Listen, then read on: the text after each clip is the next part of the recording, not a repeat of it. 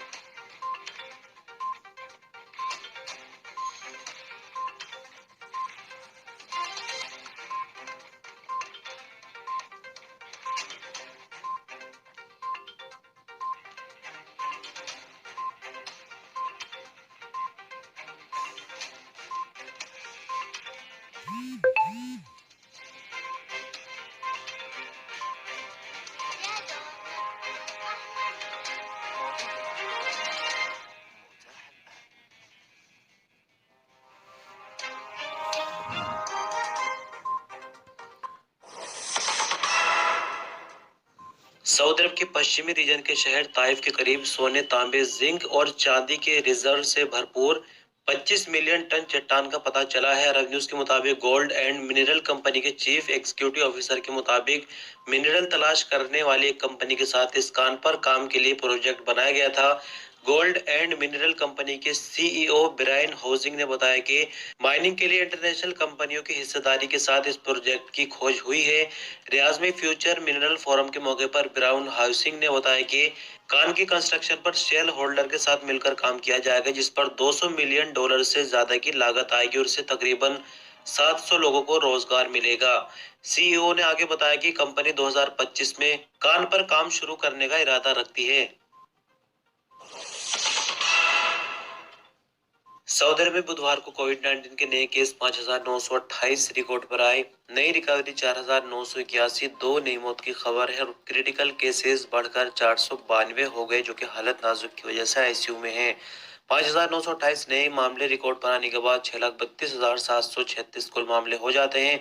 4,981 नई रिकवरी के बाद 5,78,812 कुल रिकवरी, 2 नई मौत के बाद 8,912 कुल मरने वालों की तादाद हो जाती है। सऊदी मिनिस्टर ऑफ इंटीरियर का कहना है कि एक सऊदी को दूसरे सऊदी के कत्ले के इल्जाम में बुधवार को नजरान में मौत की सजा सुना दी गई। सऊदी प्रेस एजेंसी के मुताबिक मिनिस्टर ऑफ इंटीरियर की तरफ से जारी बयान में कहा गया है कि सऊदी शहरी अब्दुल्ला बिन मोहम्मद बिन अली अल मरी का सऊद बिन नाइफ बिन अली हमामी से किसी बात पर झगड़ा हो गया था और बात यहां तक पहुंच गई कि उसने छुरियों से कई वार करके सऊद बिन यूसुफ को कत्ल कर दिया। इंडियन मिनिस्ट्री के मुताबिक अब्दुल्ला बिन मोहम्मद बिन अली अल मरी कत्ल के बाद भाग गया था। पुलिस ने कम ही वक्त में उसको गिरफ्तार करके अदालत में पेश किया। सभी तरह के सबूत वगैरह अदालत में पेश किए, मुकदमा चलता रहा। आखिरकार उसे अदालत की तरफ से सजाए मौत सुनाई गई। निचली अदालत के मौत की सजा के फैसले के बाद ये मामला अपील कोर्ट और फिर सुप्रीम कोर्ट भी पहुंचा और बाद में किंग सलमान के सामने पहुंचा, लेकिन सभी जगह से जो निचली अदालत का फैसला था उसको बरकरार रखा गया। आखिरकार शाही फरमान के मुताबिक इसको बुधवार को नजरान में मौत की सजा पर अमल कराएगा। दिनों शहद का मेला चल रहा है। पिछले हफ्ते इसका उद्घाटन किया गया था, हमने खबरों में आपको नहीं बताया क्योंकि कोई खास इसमें नहीं है, लेकिन आज एक खास चीज यहाँ पर ये देखने को मिली कि शहद की जो कीमत है वो सुनकर आप कहीं ना कहीं हैरान जरूर रह सकते हैं और देख सकते हैं कि सऊदी अरब में शहद के मामले में आखिर महंगाई किस दर्जे की है। तो पहले आपको बता दें कि शहद मेले में जो लोग शहद पैदा करने वाले हैं यानी जो फार्मर होते हैं, किसान होते हैं, वो अपनी स्टॉल वगैरह मेले में जाकर लगाते हैं। सरकार की तरफ से इस मेले को लॉन्च किया गया है, यानी कई तरह की मदद भी सरकार की तरफ से दी जाती है ताकि जो इनका पुराना कल्चर है इसको बढ़ावा मिले और जो लोग खरीदने वाले होते हैं वो भी मेले में जाकर शहद को खरीदते हैं। अब यहाँ पर हैरान करने वाली बात यह है कि जो लोवेस्ट कैटेगरी का शहद है यानी सबसे सस्ता शहद 300 रियाल प्रति किलो है और आपको बता दें कि हाई क्वालिटी का शहद 1900 रियाल प्रति किलो है, यानी कि आप अंदाजा लगा सकते हैं 1900 को अगर हम मोटे तौर पर देखें तो इंडियन रुपीज में ये 38,000 लगभग बन जाते हैं। तो क्या आप 1 मिनट के लिए भी इमेजिन कर सकते हैं कि साल 2050 तक भी क्या इंडिया में कभी 38,000 रुपए किलो तक शहद होगा, चाहे वो कितना ही ज्यादा प्योर क्यों ना हो। तो इस तरह की कुछ अजीब सी खबर है, कुछ तस्वीरें मेले की है जो आप देख सकते हैं और अंदाजा लगा सकते हैं कि किस हद तक सऊदी अरब में महंगाई है, खासकर शहद को लेकर। और अंत में बात करेंगे मक्का मुकर्रमा पुलिस ने सऊदी नारकोटिक विभाग की मदद से ड्रग स्मगलिंग की एक बड़ी कोशिश को नाकाम बनाया है और एक पूरे गिरोह को गिरफ्तार किया है जिसमें 18 अजनबी यानी गैर मुल्की थे। सऊदी एजेंसी के मुताबिक मिनिस्ट्री ऑफ इंटीरियर ने इस हवाले से ट्विटर पर एक वीडियो भी जारी की है। वो वीडियो हमारे पास है, वीडियो हम आपको अभी दिखाएंगे।